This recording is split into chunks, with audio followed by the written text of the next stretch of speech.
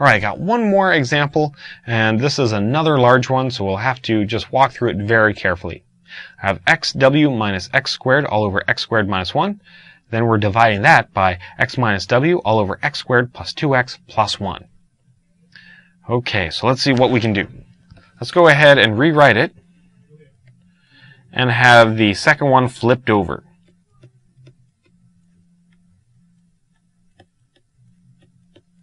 So multiplied by x squared plus 2x plus 1 x minus w. Okay, not bad. Now we'll go ahead and start putting things together. So let's multiply xw minus x squared plus 2x plus 1 all over x squared minus 1 x minus w. Now this one looks like it's loaded with lots of things that we can go ahead and factor. So let's go ahead and do that, and we'll do it bit by bit.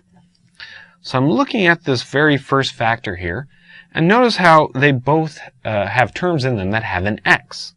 So we can factor out an x from each of those. That'll leave us with a w minus x.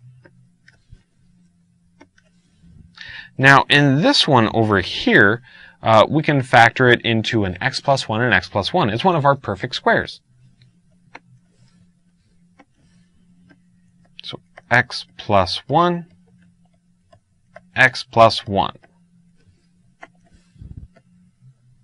On to the bottom. This one right here is the difference of squares. X plus 1, x minus 1. And then, unfortunately, this guy, we don't really have anything special about it, so I'll just write it. Alright, so that will allow me to at least cancel out a few things. I have an extra x plus 1 that I will go ahead and get rid of. Ooh, looks like I can almost get rid of something else. Notice how I have this w minus x and an x minus w.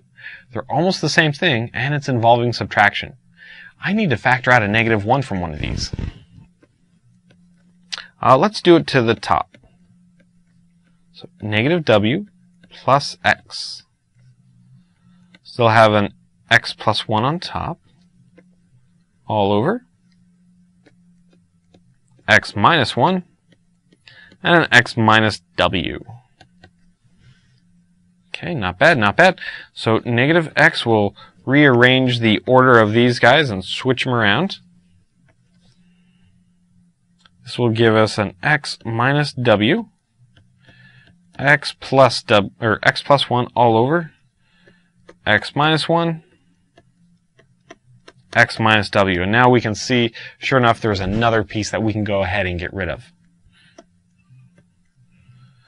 Alright, so we only have one thing left.